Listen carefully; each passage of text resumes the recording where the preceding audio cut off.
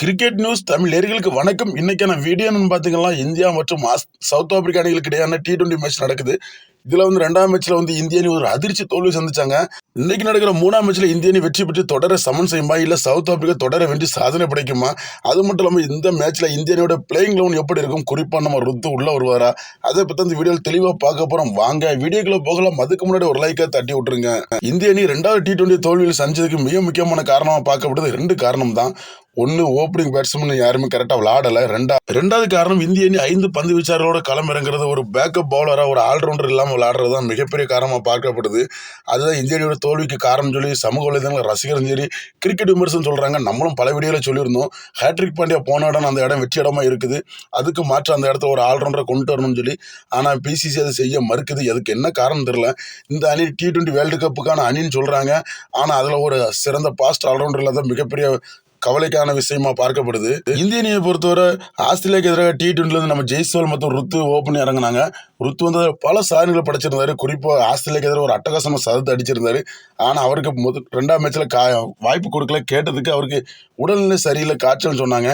இன்னைக்கு 3ஆம் மேட்ச்ல வாய்ப்பு கொடுப்பாங்களா, இல்ல 3ஆம் மேட்ச்ல வேற ஏதாவது காரணம் சொல்ல போறாங்களான்னு சொல்லி ரசிகர்கள் கவலையில இருக்காங்க. என்னைய பொறுத்தவரை ருத்து உள்ள தேவைதான்.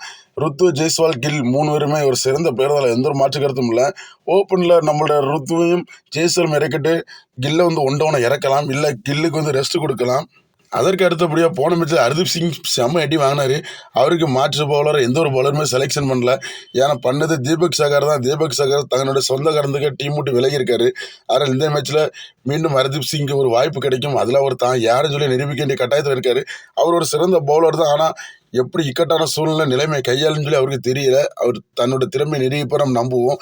மற்றபடி ஓவரால் இந்திய அணி நல்லாவே இருக்கு. ஆனால் ரவி பிஷ்ணாய் உள்ள வந்தால் நல்லா இருக்கும். Ravi Bishnoi T20 number 1 bowler இருக்காரு. ஆனால் குல்தீப் யாதவுக்காக ரவி பிஷ்ணாய் வெளியே உட்கார வச்சிருக்காங்க. இந்த மேட்ச்ல குல்தீப் யாதவ் மாற்றா ரவி பிஷ்ணாய் உள்ள வந்தா அது இன்னும் இந்திய அணிக்கு பலம் சேர்க்கும். மற்றபடி ஹேட்ரிக் பாண்டியாக்கு மாற்ற ஒரு வீரருக்கு கட்டாயம் வாய்ப்பு கொடுத்தா நல்லா இருக்கும். ஏகப்பட்ட பாஸ்ட் ஆல்ரவுண்டர் இருக்காங்க.